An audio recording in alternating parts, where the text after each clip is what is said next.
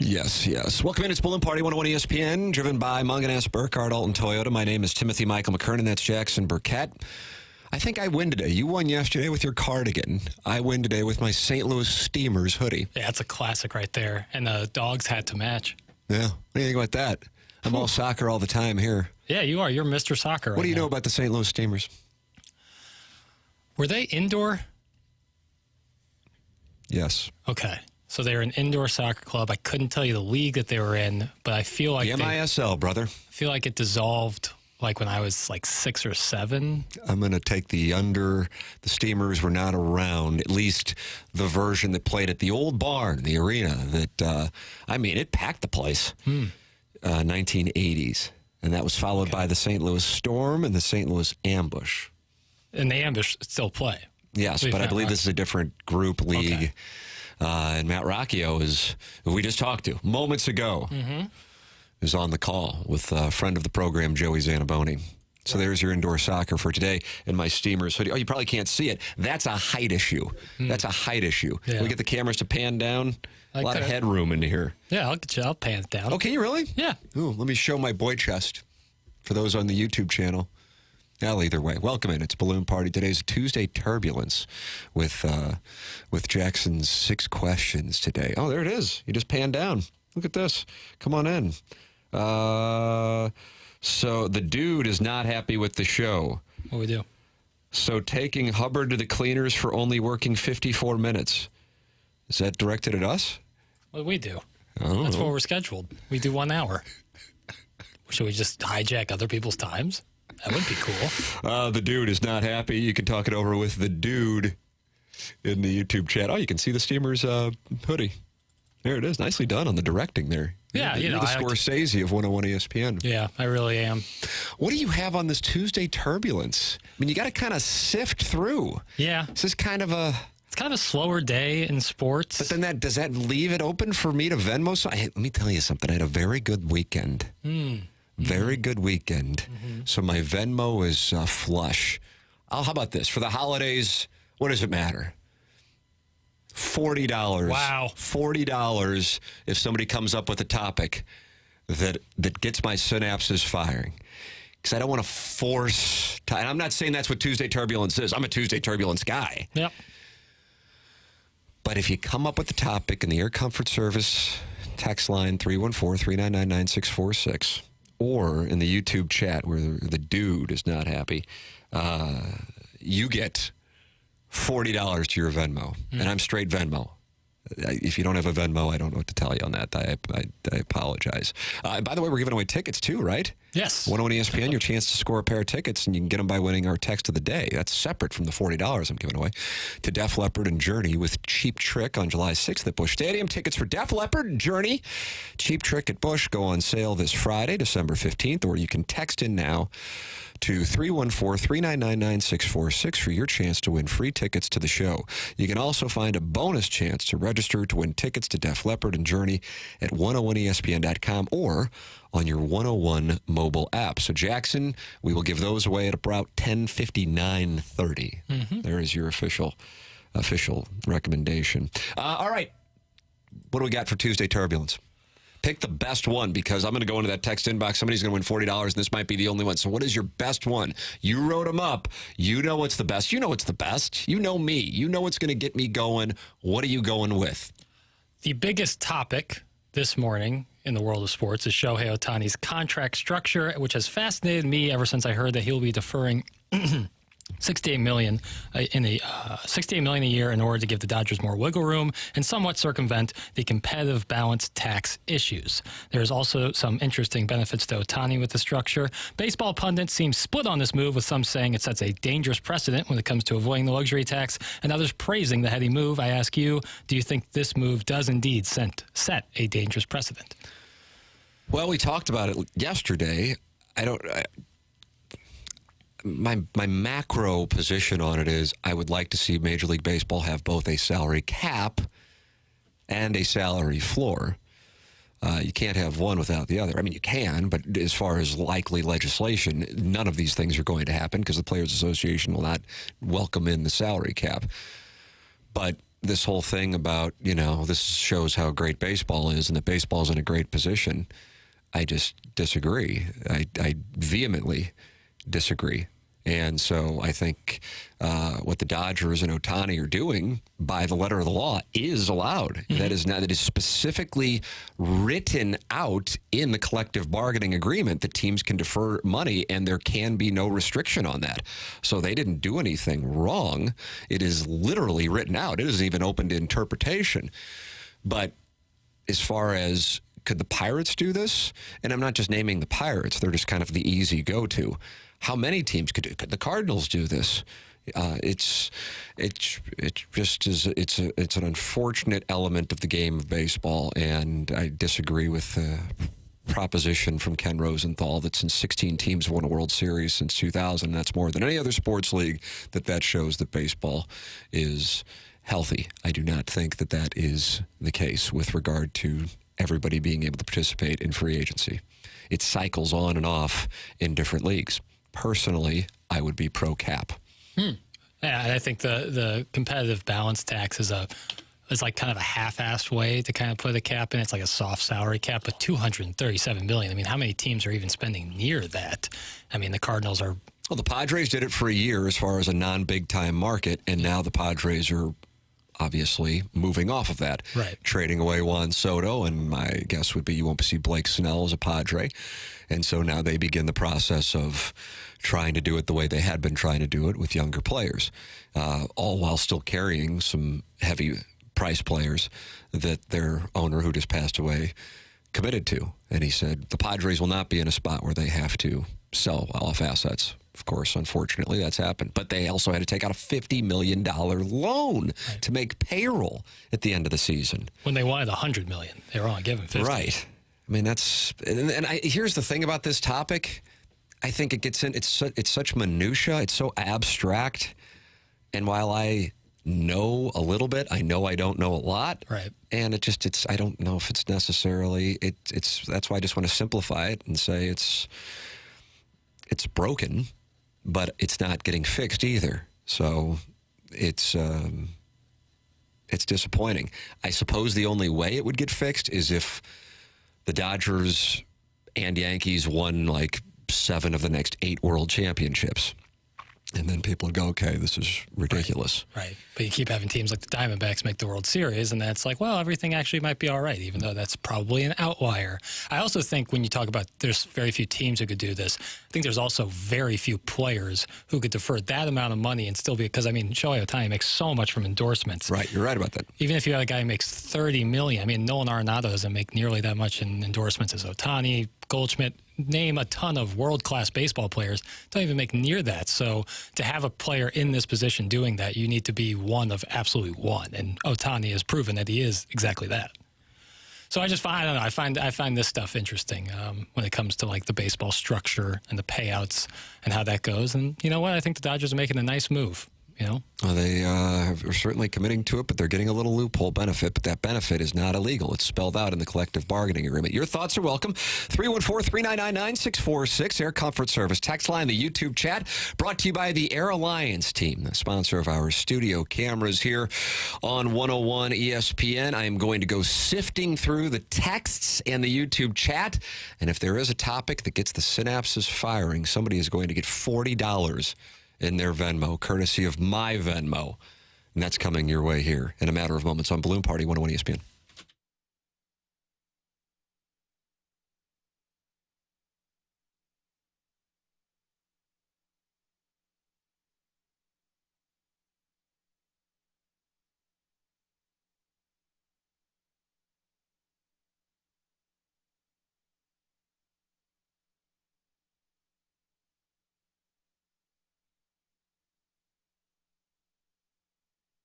Mungan Burkhardt, Alton Toyota is the presenting sponsor of Balloon Party on 101 ESPN and the 101 ESPN YouTube channel. I am a very happy customer of Mungan Burkhardt, Alton Toyota, and St. Louis Acura, and you can go shopping right now at altontoyota.com or stlouisacura.com for new vehicles, for pre-owned vehicles. It's all there for you. What a selection they have, and what wonderful people you will work with. Jamie Burkhardt, Clayton Patterson, Peter Munganast. And then in the service department, Ryan Seiberg. And here's the thing. Even if you didn't get your car from Munganast, get your car serviced at Munganast and work with the absolute best. It's Munganast. stlouisacura.com, and then Munganast, Burkhardt, Alton Toyota, online at altontoyota.com. Munganast, Burkhardt, Alton Toyota, presenting sponsor of Balloon Party.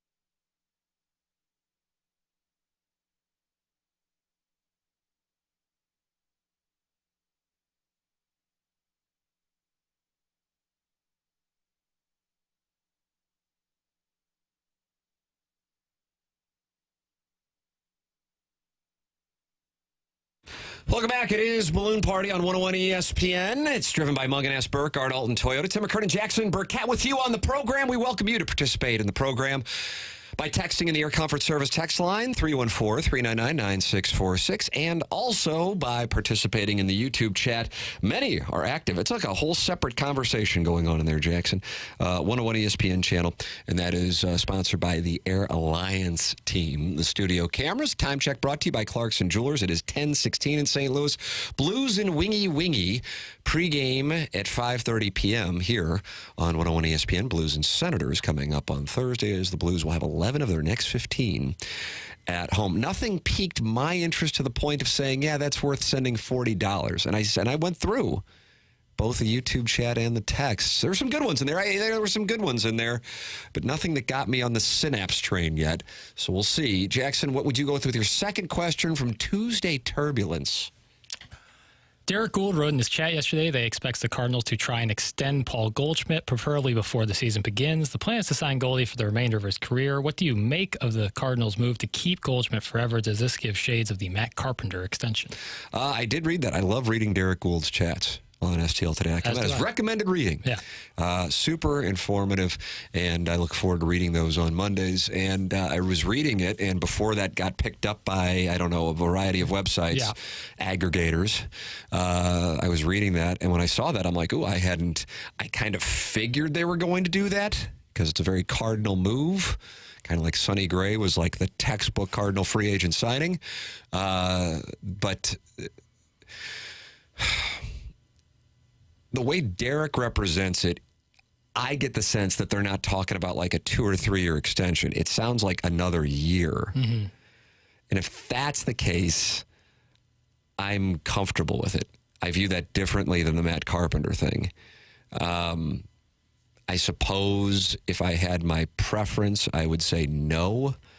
But again, what the Cardinals are doing this offseason, I like. Once again, I just have to keep reemphasizing. Even though if you listen to the show daily, it's like, dude, you say this every day, but I know that people cycle on, they cycle off. That the Cardinals are not risking the future to try to catch up for the gap that is the present. But again, I'm coming from a place of this team isn't going to be a world championship team in 2024. Of course, it can happen, but it's just not, it's not likely. They're not in the position they were, say, 2000 through 2006, where you knew that team each year was in a world championship spot. It just, you know, I get that John Mozeliak may be selling that at the moment, and perhaps they are going to go get another starting pitcher. I don't know, but this team is currently constructed. It's just, I'd be real surprised if it was a world championship contender. And if that is indeed the case, then don't go and get yourself stuck with a deal that you would be kicking yourself for signing in the offseason of 2023 that you're still paying for in 2028. So with that said, Paul Goldschmidt through 2025, and that's the cap. I'm comfortable with that. I just still think the team will have some flexibility going forward. So if that's the direction they want to go, I don't really feel passionate about it. I know that some may want to draw the comparison to Matt Carpenter, but the Matt Carpenter thing was different, and it was done based on a nice run in a period of a short amount of time. So I don't view that the same way. Yeah, if it's 1 year. Now, if they go a couple of years, now you're getting into what are you doing here? But Goldschmidt, Derek has said he does not want to play into his 40s. Yeah, and that makes sense. And I referenced this a couple of weeks ago when discussing that Sonny Gray's contract appears to be backloaded, that I kind of presented a conspiracy theory about, you know, you could kind of slowly but surely reduce payroll without publicly doing so in a major way. But if they do extend Goldie, one of the key tenets to my theory was that Goldie's coming off the books next year, and that would help with Sonny Gray's increased salary. But if they extend Goldie, that kind of throws some cold water on my theory. Not completely, because I think the Bally's thing is still so critical to the future of the team and the future of baseball, really, with regional sports networks. But I still am curious if they're backloading Gray's deal, if not just for wiggle room, wouldn't they be doing something else to get somebody in here, whether it be a pitcher or a reliever? I don't know. I know that they're trading guys, but there's still people out there. You know, the domino of Ohtani has fallen, so I'm curious when stuff is going to start really popping off, whether that be Yamamoto or Snell. I don't know if the Cardinals will be in on any of those guys. Yeah, Derek Gould's chat on STLtoday.com. Recommended reading for everybody in the audience for Cardinal news and his perspective on it. Jackson, question 3 of Tuesday Turbulence. Sure. What do you make right now of the Jakub Vrana situation? He's on waivers and they want to trade him. Do you think that they will get value from him if they're trying to trade him? And do you think this is part of some of the locker room issues that have been swirling around the team? Luke Korik really lit him up in his column following Saturday's loss to the Blackhawks. And so that was a weird spot yesterday where he was on waivers and he was off waivers. I don't know. I'm not going to say that there are locker room issues. That wouldn't be fair. I'm not in there. Nor am I. I apologize if I made that.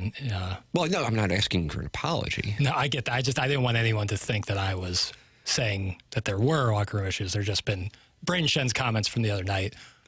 He was, like you said, holding back a little bit. Right. Oh, yeah. I would agree with that. I think that's frustration after 2 losses to 2 bad teams that they thought they were going to pick up at least 2 points, if not more. But Vrana was the one. I think that's the thing. Vrana's a little different set of circumstances here because I think there were expectations for him, especially he flashed at the end of last year, and then to see the performance you've gotten from him, the inconsistency, what has been labeled as a lack of effort, that is something that gets Blues fans going when they see the team lose 3 straight. It's one thing to lose to Vegas on Wednesday night, but to lose in the fashion they lost to Chicago and Columbus, that gets people going. So I am intrigued to see. I don't know what the trade market would be for him. I can't imagine it would be real passionate, but yeah, I'm anxious to see what winds up playing out with Vrana here over the next couple of days. Jackson, do you have question 4 at your disposal? Sure. A question that I have is on the heels of Patrick Mahomes' behavior following his disagreement with the offsides call on Kadarius Toney. The masses, mostly social media, seem to disapprove of his behavior following the loss, including his comments to Josh Allen in the post-game handshakes and in his presser. Do you think in sports media we pass too much judgment on a player in the heat of battle, probably at their most primal and adrenaline-filled, or do you think because of the salary they are paid and their impact on younger fans, they should always conduct themselves in the most professional manner possible? I think there's human nature, and I understand the passion. Personally, I thought it was so strange, though, that he was that upset about something that was called that his teammate had done. Yeah. And I was curious. So, Gabe DeArmond joins us for his Missouri conversations on Mondays on TMA, but he's a big Chiefs fan. He grew up in Kansas City. And so I'm like, okay, I want to hear from a Chiefs fan, but also somebody who shoots straight, right, what his thoughts were. And he goes, no, stop whining. That was really bad last night when we had Gabe on yesterday, and he was talking about Mahomes at the end of that. So I think that's here's what I would say. I think that is the first time that the Chiefs, for a lot of people, were viewed in a different light. It had kind of been this story of incredible offense, this phenomenal quarterback, the success they've had with Mahomes, running parallel to it, casual fans and or people who never watch football watching the Chiefs because of Kelsey and Taylor Swift. And then people watching that and going, what is that? Because the natural reaction for fans, if we want to talk about natural reactions, is when they see a player blaming officials like that, especially when the call was not a bad call, right, is to go, calm down. What are you doing? Right. And so I think that was a moment where the Chiefs may have had a loss of positive equity with fans around the country. Yeah. And another thing on the human nature element of it, a team that's been so successful for so long, people are quick to, as the kids might say, prey on their downfall. Prey on their downfall. We saw with the Patriots once Tom Brady left and their fall from grace. And you're kind of seeing it right now because, we discussed yesterday on TMA Vahe Gregorian's piece in the Kansas City Star about this isn't just an officiating issue. The Chiefs have problems. And I think people are quick to celebrate the downfall. That's just another wonderful byproduct of social media that we're living in. And so when they see that and they see Mahomes arguing and complaining and whining to especially the Josh Allen, the post-game handshakes, I think people are quick to judge on that. I personally think in general, maybe not just to the Mahomes situation, that we are as people too judgmental on these athletes when they're when you're in the heat of battle and your adrenaline's going crazy and you're going nuts. You do not act how you would if you had some time to reflect on it. You act with pure passion, and that cuts both ways. It's both bad when you see it like Mahomes did, and it's both good when you're fired up after your team does well or you're right there locked into a fourth quarter of some situation. So I think it cuts both ways, but I think in general we sometimes judge athletes too much on these moments where they're going crazy. I think the context is the frustration from the previous week and a missed call, and then feeling like that call just took a win from them as well. And for the first time, he's in a spot where they're in trouble. Yeah. And so all of that combined to it. I think if they were on a winning streak, I don't think that that's necessarily the reaction that he would have. Your thoughts are welcome. 314-399-9646. Air Comfort Service. Text line, the YouTube chat, active as the day is long. 151 fine listeners participating in the conversation in the YouTube chat. It's the 101 ESPN YouTube channel. And the studio cameras are sponsored by the Air Alliance team. Tim McKernan, Jackson Burkett with you on the program. We will close out our second segment and come back with the second half of Balloon Party, driven by Munganess Burkhardt, Alton Toyota on 101 ESPN and on the 101 ESPN YouTube channel.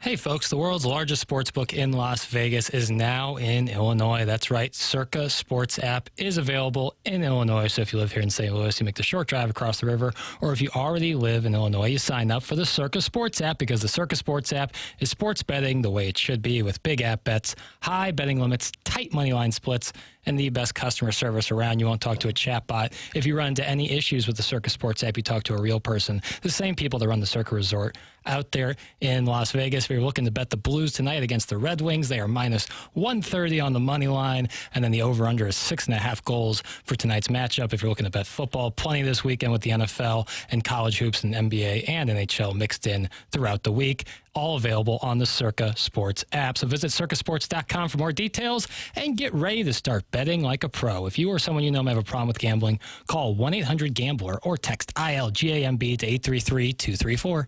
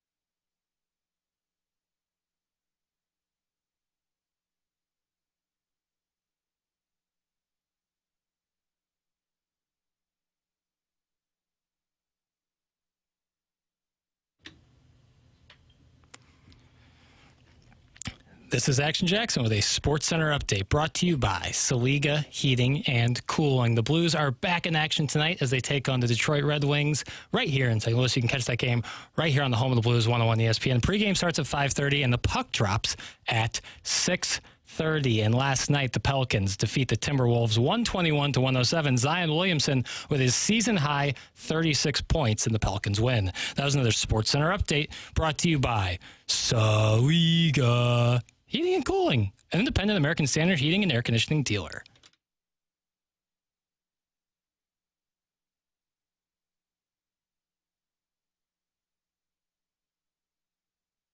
Well, how about this? Tying into exactly what we were talking about, Patrick Mahomes did an interview on 610 Sports in Kansas City this morning, and he said, more than anything, I am embarrassed by how I acted when I talked with Josh. I was still hot and emotional, but you can't do that. It's not a great example for kids watching the game. That's Patrick Mahomes on his reaction after the loss to the Bills. They are discussing this right now on Get Up on ESPN. So he did an interview, and hey, God bless. I respect that. Absolutely. So, accountability, people do appreciate accountability.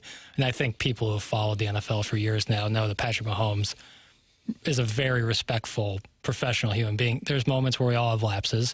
And if you can understand that and, take accountability for it, people do, in fact, appreciate that, Nobody's perfect except us. Patrick, yeah, exactly right. Patrick Mahomes talking this morning on 610 Sports in Kansas City, saying he was embarrassed by the way he conducted himself, in particular with his handshake. It's a bit embarrassing for the NFL that had to take place. That's Andy Reid on the penalty. But Patrick Mahomes is saying his conduct was something he's embarrassed by, and he said that this morning on 610 Sports in Kansas City. In sports broadcasting news, Pat McAfee has announced that he is returning to College Game Day for the 2024 college football season. I didn't know, Jackson, that he got as much hatred as he did. Yeah, so I feel like ever since he's gotten to ESPN, there was that he got to ESPN, and then there was the layoffs, and so people immediately looked at how much he was making, the show was making, and the layoffs, and they attributed, like, they're moving in McAfee and getting rid of all these people we love, when, in all honesty, we don't know what the situation is. Combine that with his little thing at the SEC championship where he picked Georgia and then didn't, and now he's got some ire for some people, from some people. So is it about the layoffs, or is it about him on game day? I think a mix. I think one, the cause and effect kind of thing. Like, he's on game day and these shows come over to ESPN, and then a bunch of ESPN people left. Interesting, because he was talking about how he was going to leave game day, but didn't say anything about leaving ESPN. No, I'd be surprised if he did that. So Kirk Herbstreit was on McAfee's show and said if he left, he was going to leave as well. I mean, Herbstreit does enough, man. He's busy as all get out. He says, these college fans are awesome. They're phenomenal. This is McAfee. They're incredibly passionate, but man, that negativity. Normally when I get dropped into a new show like the WWE, that negativity is like 3 months. They hate my life. They hate everything about me. And then they're like, you know what? This guy's not that bad. How about this? I'm back. I don't love it. I don't love that my life is just going to continue to have people telling me to run into oncoming traffic and swallow a barrel, but I am coming back. Kirk Herbstreit said if he were to have left, if you dare even think of leaving College Game Day, I'm leaving with you. I am. I'm dead serious. Herbstreit went on to say, I'm not kissing your ass. I'm just telling you that, and I told you this a lot, that you've changed my experience. I work really hard with these 3 projects I'm on. I'm on Game Day, the Thursday night game with Al Michaels, and Saturday with Chris Fowler. You've really changed the approach, the energy, not just on the set, but like the week. I'm having a blast. It's like being on a team where you get good energy. So Kirk Herbstreit said if he was going to leave, that if McAfee was going to leave, that Herbstreit was going to leave as well. I just wasn't aware that Pat McAfee got that much hate on the show. Yeah, I think people so often use the term hate when it comes to sports media or sports broadcasters so loosely. They're like, I hate Gus Johnson. I hate this. Like, you really hate them? They're just calling a game. Like, worst case, you put it on silent or you don't watch Game Day or something. I just find it so odd. And I know college sports is it magnetizes kind of some of that, as we've talked about before, that political feel where it's like, oh, you're saying something bad about my team. Well, let me counterpoint you with something irrelevant. So I feel like that's like a hub of it. It just strikes me as so odd that people get so worked up about media personalities in general. Going into it, and somebody just texted this in as well, people got mad Pollock was let go for Pat because Pollock was a Georgia guy. So Georgia fans are at the forefront of the McAfee hate because David Pollock, who was let go, is a Georgia guy. I just didn't know it. I didn't know that existed. I watched the show. I watch the show every week, and I love that show. Yeah. But he just didn't strike me as somebody where, he's polarizing. His energy, I suppose, is different, but he doesn't really say anything that strikes me as particularly controversial. Yeah. I guess you could say that Gameday had a more traditional feel to it before McAfee joined. And while McAfee's show is very popular with some, it strikes others as like the new generation of some, I call it bro culture, taking over sports media. But what else is bro culture in sports media? Give me an example. Give the audience an example. I don't know what we got. Some would say, pardon my take on Barstool, is kind of similar to that. And they also had a very brief stint with ESPN that did not last long at all. But I think stuff like that, like newer podcasts, pardon my take, Pat McAfee show would be kind of that bro culture of a lot of mid-20s, mid-30s guys and how they consume sports. Bro? I am a bro. You are a bro. Well, I don't know if I would quantify myself as that. I don't know. You don't strike me as a bro. But then at the same time, I don't know what necessarily would be a bro.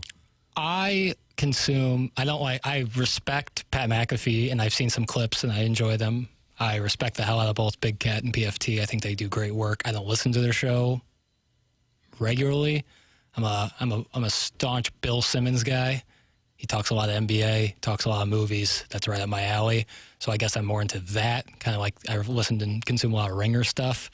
But I see that there's room for everything, man. Like with the podcast world being so robust, I see nothing wrong with getting innovative with sports and adding someone like McAfee to College Gameday. I thought it was a great move. So people were talking about his troll of Georgia fans before the SEC championship game, in which he teased picking Georgia in the SEC game, but then picked Bama. Georgia fans hate him. He poked them a little bit. That was fair, and it was very funny. I thought that's from Ron in the 314. Bros don't use the word quantify. That's from the 314. Is that correct? No, I guess I'm out. Can a yuppie be a bro? That's from the 636. Yeah, I would consider myself more a yuppie. Like things aren't yuppie sports media. I like that. Like things aren't good enough for me. You know, like it's like it's low. And I work on like the lowest brow show ever. So it's. You think Balloon Party's the lowest brow show ever? Stunning. The second lowest brow. TMA being the lowest. Yeah, absolutely. the seller. Yeah. McAfee probably comes off as a douche to cancel culture type people. That's from the 618.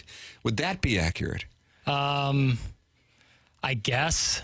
You just did an eye flutter, I noticed. I love grouping people together and stuff. It's super cool, painting with a wide brush. Regardless, I think that's probably the case. He wears a tank top. I know that rubs some people the wrong way. Wears a tank top. He does his show. I'll kind of do an example where he stands up. The mic is exactly where it is now if you're watching on YouTube, but he talks like this. Mm-hmm. Which makes me think he's goodness, Jackson. Which makes me think that he's like mic'd up, and that mic is for show. Because the mic is like at his belly button because he's standing when he's talking. See. But then its audio is clear as day. So I don't know. So you think the mic is a prop, and he's actually wearing like a wireless lav, as we would say in the industry? I don't know anything for sure. Right. But why would it matter? It doesn't. It's just a little observation in the world of piddles. But I guess I could see where he's coming from with that, where that annoys people, and he has Aaron Rodgers on the show all the time, and I can see where that gets people going. I generally don't think of Saban on. He has everyone on. Yeah. Like everyone. Well, he pays Saban $1 million a year to come on that show. Really? Yeah. Is he on often? Oh yeah, weekly hits. Okay, really? I did not know. I know Rodgers is on weekly. I did not know that Saban was on weekly. Oh yeah, that's crazy. Yeah. If PMT or Pat McAfee didn't show up on your Spotify Wrapped, you're not a bro. That's from the 636. I use Apple Music, but they wouldn't have because I don't really listen to those two podcasts. But I After respect the them. Ringer and Bill Simmons, what is next for you? Boy, it's not much. The guys from Bob Does Sports do a funny little podcast. I like listening to that every once in a while. Ryan Russillo, but that's all part of the Ringer. So mostly Ringer stuff. But it's not like I'm like brand loyal. I just like the content that they put out. He is bro culture to a T. He's kind of annoying, but definitely interesting. And no piddles, you are douche culture, not bro culture. That's from my guy, the Grape Ape Auto Detailing. I thought that was yuppie. There was yuppie in the douchebag, and I thought I was yuppie. I think they're interchangeable. That's fine. You can call me whatever you want. It doesn't really bother me. Come one, come all to Piddles World. Make sure you're wearing non-slip shoes. What does that mean? What am I reading? That's from the 618. I guess I had to wear non-slip shoes when I worked. What's the non-slip shoes association? So that like if you work in a restaurant, you want to wear non-slip shoes so that you don't slip. I see. And so I don't know what that has to do with me. That's what I'm asking. I'm too good for that. Your show is a bro show. Your show represents the Hoosiers. That's from the 3. Now that, boy, you might have just won yourself some Def Leppard tickets with that one. You really might have won yourself some Def Leppard tickets with that one because that was strong. He pays Rogers, too. I'm sure he does. That's from the 314. I mean, if you're going to be on a show of that magnitude, it wouldn't surprise me. How about this? Jackson is too sweet and insightful to be a bro. That's from the 636. Yeah. That might be from a lady. Doubtful. I think it is. 636? If it is, male or female, doesn't matter to me. I think it might be. I'm looking at the text history. Okay. And it's got, I'm about 62% confident. That's coming from a lady. Sweet. Either way, I don't want to paint people who are bros that they can't be sweet and insightful. You know, again, I don't like labeling people. It doesn't seem, but I understand where people are coming from with the McAfee thing, where it's like, serious, like now this guy's going to be all over ESPN and overexposure, and you're getting rid of if you're a Georgia fan, one of your guys. But like there's much Missouri Tiger representation on College Game Day. Doesn't affect me watching it or not. I just enjoy it. I like when Stanford Steve pops on. Yeah, I'm a Stanford Steve guy as well. Your thoughts are welcome. 314-399-9646. That's the Air Comfort Service text line. You are also welcome to participate in the program via the YouTube chat. Truth Church Waterloo texting in. Okay. Hello. Been looking for the truth. I try to listen to this show at least once every 2 weeks. Nice. Bi-weekly is about right. I usually last 5 minutes before I'm sick of it. Mm-hmm. Today, it was 3 minutes. I'll keep trying because I want to enjoy listening to you guys. But geez, that's from Truth Church Waterloo. That's an interesting one right there. So you lasted 3 minutes and you're texting in. We are in the 46th minute of the hour. Maybe started at 10:43 though. That's true. Think about that. Just cycling on, cycling off. Listener cycle on. Well, we try to keep you around. You know, we're not like great, but we do the job. We get it done. We're more like a fourth line. Yeah. Which, of course, is in hockey, and they play that on ice. And the Blues will take on Wingy Wingy tonight. I thought that was like an architecture reference or something. They have 4 lines. Is that usually the case with hockey teams? Where's Jamie Rivers' music? Well, and is the fourth line the worst players? Well, they're usually more of your muckers and grinders. You know, your plumbers plumb. There is meat on the burner. Ron Karan. Words. Is it like rotation based? Like this person works well with that person, so we're going to put them on the I don't know. That seems like it's like fourth chair is like a clarinet or something. Licorice stick, as Doug Vaughn will call it. Sure. I just don't know much about the fourth line. Is that like the end of the bench guys in the NBA? Explain that to me in NBA terms. You should see the Air Comfort Service text line as you wander through talking about a fourth line. Someone called me a honeydew in a fruit salad. And now they might win. Great Bait Auto Detailing is losing it. Oh my God, Piddles! What in the actual F? It's my guy, Great Bait Auto Detailing. Well, I've heard of a fourth line. I just didn't know if that was like the worst players on the team. But as you described it, maybe not worst is the wrong way to frame it, but certainly the muckers. Ooh, this is good. Rivers was talking about Piddles last night, saying there was no way he liked the NBA in-season tournament. I've loved it. I'd like to get that audio. He was saying that on the broadcast? I don't know. Maybe this person was hanging out with him, or he was saying it on the broadcast? fast The lane. Blues didn't play last night, Jackson. What about the fast lane? Yeah, they could have definitely been talking on it. Great. Well, I've asked to, have a quick hit on their show to talk about the NBA, and they keep kicking the can down the road. We're like, once the playoffs start? And it never comes. I'm here. Give me the call up, Marsh, Stalter, Rivers. Wow. Everyone else has been on the station, has been on their show except me. I don't know how much association they want to talk. Well, it's their loss. Ladies and gentlemen, this program is called Balloon Party. It is driven by Mungan S. Burkhardt, Alton Toyota. This is 101 ESPN and the 101 ESPN YouTube channel.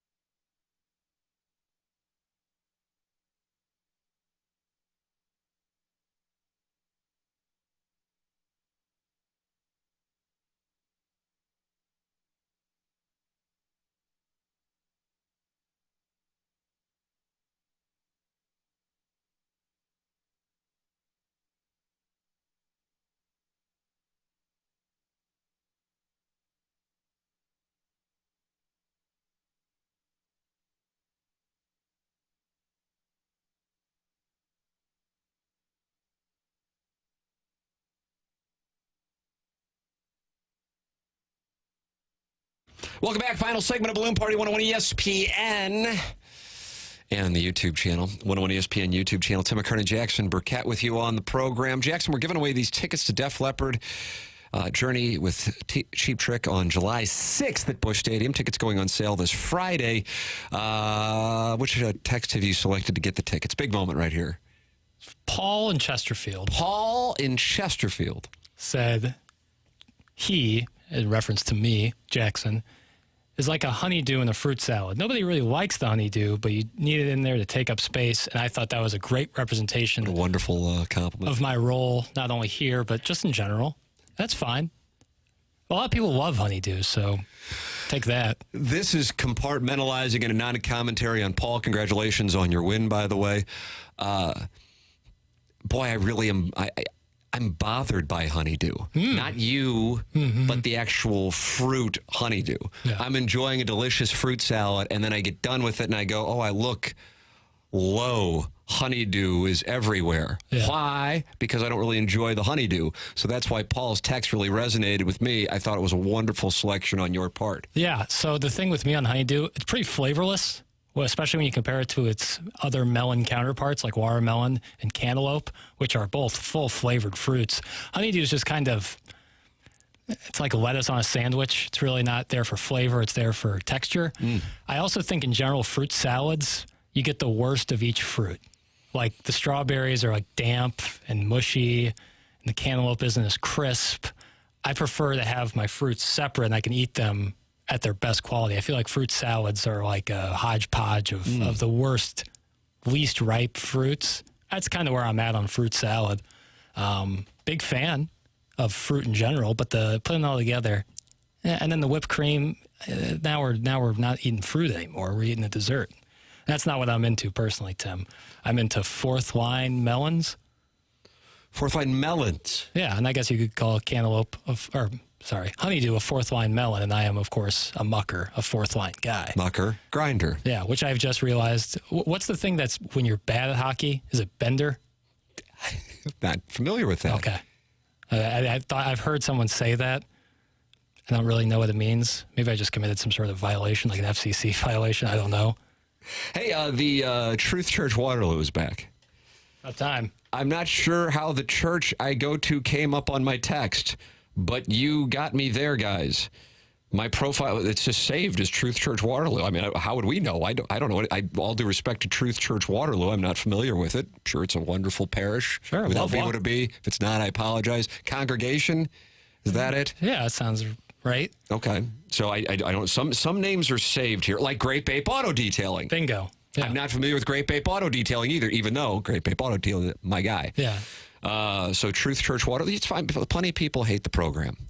I've been doing this for so long, it comes with the territory. Right. As I was saying earlier on TMA with regard to the McAfee story, I said, if you're in college football, who is beloved by all? It's just not the way that it works. So if you do this for a living, getting hate is part of the deal.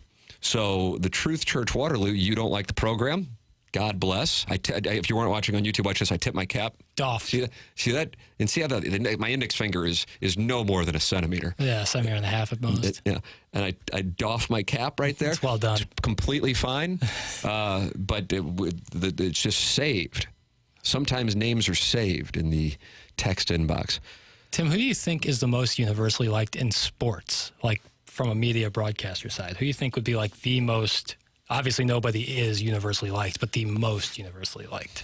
I have a name in mind. Okay, then go ahead and say it, because otherwise I'm just going to go, for a minute. Charles Barkley. It's a nice play. I think the masses enjoy him, shoots straight, obviously hilarious, all-time great. And he has been like that for a long time. Yeah. And I recall listening to both Barkley and Howard Stern, and I feel like somebody else. And I remember thinking, this is a long time ago. I mean, you probably were like 4, and I was driving in at the start of my television radio career. And I'm going, I wonder how Stern and Barkley got to a point where they're just like, rules don't apply to me. Right. And then just kind of said it. And then what happened is when they tried to get him and they couldn't get him. By they, it's certainly a very general third person. and then realized that they couldn't get them. They moved on to the people that they could get, like the ones who will take the knee and apologize and go, oh, they didn't like me. I better change. And no, Barkley and Stern aren't doing it, and so they just keep saying whatever they say and saying what they think. And after a while, people are like, I appreciate that. Might disagree with it, but I at least know when I tune in that this guy's going to say what he really thinks. Yeah. I think especially in 2023, a lot of it's just theater in a sense. Like, I have nothing against Dan Orlovsky. It's just those shows in general. Right. Where I'm like, okay, he's taking this opinion and he's taking this opinion, and now they're going to quote unquote argue. And it just strikes me as so tired. Yeah. You know? Right. But hey, I guess it works. I don't know. It doesn't matter to me. I never see it unless I'm in the 101 ESPN studio. I don't hate watch or hate listen to things. Right. If I don't like a show, I don't go, ooh, let me listen to it. I just go, oh, I've listened to it a little bit. Not a big fan. Alas, I shall podcast a different show. Right. I hear what you're saying on that. And I think with Barkley, he's like the perfect mix of great broadcaster, hilarious, but also an all-time great player. Like even guys like Dan Orlovsky, who played, obviously is a world-class athlete, but he was by far from a star in the NFL. I mean, his most famous moment is running out of the back of the end zone. Right. Whereas Barkley is a no doubt Hall of Famer or MVP, like just an absolute legend. So I think that so much helps with credibility, but I doubt people are watching Barkley for his NBA takes. They're watching him because he's hilarious. Getting some good texting. I liked the Doc Emmerich play. The thing is, I think most people would agree, who are familiar with how great of a broadcaster he is. I know he's retired, but that's a name that's not going to necessarily resonate across, you know, like Barkley's, for example. I mean, Right. He's sick. I'm so grateful the Blues won in 2019 for so many reasons. Bobby Plager being around, all that went along with that run. But the Doc Emmerich was also on the Right. television call. Right. Dick Vitale. Yeah.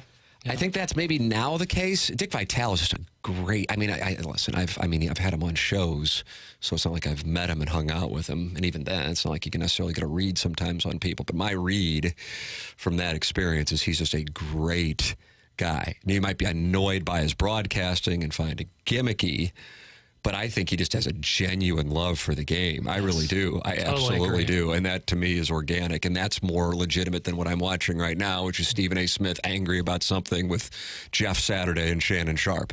And what it is, I would imagine, is something that deep down he's probably not all that upset about. Time for us to go. BK and Ferrario are coming up next. For Jackson Burkett, I'm Tim McKernan. This has been Balloon Party, driven by Mug and Ass Burkhardt, Alton Toyota, on 101 ESPN and the 101 ESPN YouTube channel.